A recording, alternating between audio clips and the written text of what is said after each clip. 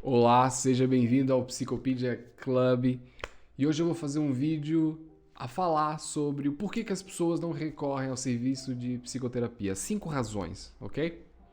Razão número 1, a parte financeira. Essa é uma razão óbvia. Se a gente pensar, vou pensar nos dois contextos que eu estou mais inserido, Brasil e Portugal, que uma sessão no Brasil custa em média 100 a 150 reais, se eu pensar em 4 sessões no mês, são 400 reais. Num salário mínimo, que sem descontos, é 1.400 reais, isso representa 25% do salário. Se eu for só 2 vezes no mês, 12,5%. Em Portugal, o salário mínimo é 820 euros, uma sessão em média, uma consulta psicológica em média, 40, 50 euros por baixo. Então, se eu faço, sei lá, 4 sessões de 40 euros, isso significa 20% do salário. Se eu fizer 2 sessões, 10% do salário. Isso é bastante significativo numa renda, numa vida financeira e econômica mensal. Isso impacta muito as pessoas. Então, quando eu não tenho acesso a serviços de saúde pública, no sentido de saúde mental, bem, recorrer ao psicólogo no campo particular não é uma coisa muito fácil, no sentido do meu planejamento financeiro mensal. Então essa é uma das razões mais simples e óbvias do porquê as pessoas não recorrem à psicoterapia. Razão número 2, o estigma e o autoestigma. O estigma é aquela visão dos outros sobre o preconceito, o julgamento ou avaliar negativamente se uma pessoa está a lidar, por exemplo, com depressão. Algumas pessoas, por exemplo, dizem, não, depressão é um drama, só tem depressão quem não tem conta para pagar, não é? Então é como se fosse uma fraqueza, como se fosse ser menos, ou uma pessoa que não está batendo bem da bola, ou que é louca, ou que não perdeu o controle. E no sentido do autoestigma é isso tudo, só que voltado contra mim mesmo. Então se eu enxergo que eu tenho uma dificuldade, eu não vou admitir, porque eu não quero ser menor do que os outros. Eu não quero ser pior do que os outros, não é? Então eu volto essa marca para mim e inevitavelmente eu não vou procurar um serviço desse para ser taxado por mim próprio ou pelas outras pessoas. Razão número 3. Ir ao psicólogo é só jogar palavras ao vento. Ou seja, não funciona para nada, eu só vou ficar ali a falar. Se é para falar, eu falo com o meu pastor, meu padre, meu líder religioso, ou uma pessoa, um amigo. Até tem muitas pessoas, não é, que repetem, os engenheiros que são, não, eu também sou psicólogo porque tenho que gerir aqui muitas situações, ou gestor, ou professor, ou várias profissões que as pessoas dizem, não, eu tenho que ser também um pouquinho psicólogo, um técnico de futebol, que eu também preciso ser um pouquinho psicólogo, porque eu estou falando aqui das relações, não é? E nesse sentido, legal, muito bom. Só que o trabalho do psicólogo é um trabalho técnico-científico, em que eu não preciso fazer propaganda pessoal no sentido, mas só a formação você pensa, são 5 anos de formação. Se eu tiver mestrado incluído, pode ser 5, 7, não sei. São muitos anos para a gente desvalorizar tanto uma profissão nesse sentido. Então não é só falar, é claro, como eu repito para as pessoas, a terapia, não é? É uma terapia da fala, no sentido que é esse o recurso que a gente tem, mas não para por aí.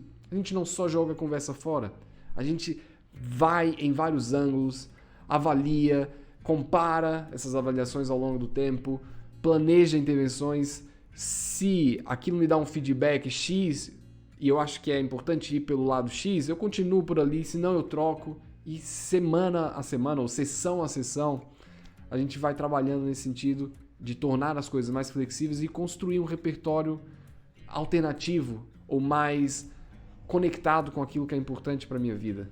Então não é só jogar palavra fora, de maneira alguma. Entretanto, para algumas pessoas, não vale a pena por isso. Razão número 4 é porque a psicoterapia, esse espaço aqui pode se tornar bastante aversivo. Porque imagina, quando eu vou a um serviço de psicologia, uma psicoterapia mais especificamente, um psicólogo clínico, eu vou ter que, de certa forma, entrar em contato com uma caixa de Pandora, uma miríade de pensamentos dolorosos, sentimentos, memórias traumáticas, que se eu puder evitar, eu fecho ali, não é? Tá sempre a vir, mas eu faço esse esforço, essa luta inglória, mas eu fico ali o tempo inteiro a lutar contra. Entretanto, ir ao psicólogo eu vou ter que abrir isso. E uma coisa que acontece, que é muito comum, por exemplo, quando imagina que eu fui assaltado numa rua X a tal horário, num tal horário, não é? E o que acontece é que eu não passo a evitar somente o assaltante, porque eu não sei onde é que ele está.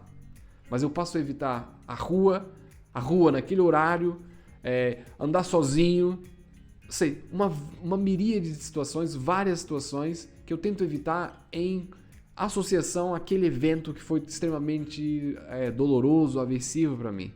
E o psicólogo é a mesma coisa. Imagina, se o psicólogo é o espaço onde eu venho e toco em memórias difíceis, pensamentos difíceis, sentimentos dolorosos, é um bocado óbvio que o psicólogo também pode se tornar um bocado aversivo, não é? Até isso é uma coisa a ser trabalhada. Até semana anterior, uma cliente minha, eu achei uma situação muito interessante, estava a me dizer que, poxa, eu estava tão bem, só foi eu entrar aqui na sessão me dar uma vontade de chorar.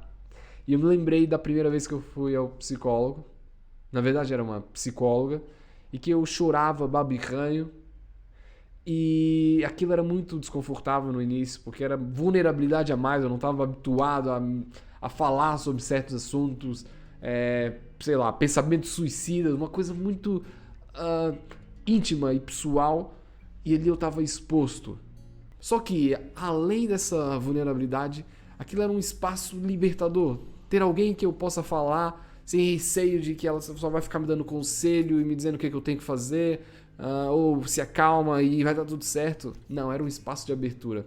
E essa é uma das razões pela qual eu sou fã número 1 desse espaço psicoterapêutico. Isso pra mim é sagrado, não sagrado no sentido religioso, mas sagrado no sentido talvez espiritual, até no sentido de que eu respeito demais essa possibilidade, o quanto que a gente anda por aí vagando e pouco é escutado. A gente quer dizer, as pessoas ouvem, elas acabam por nos ouvir muito, só que parece que é um ouvido já pensando em falar alguma coisa ou dizer, ou entra uma disputa, não, eu tô pior que você, não é? E poucas vezes a gente é escutado, não é?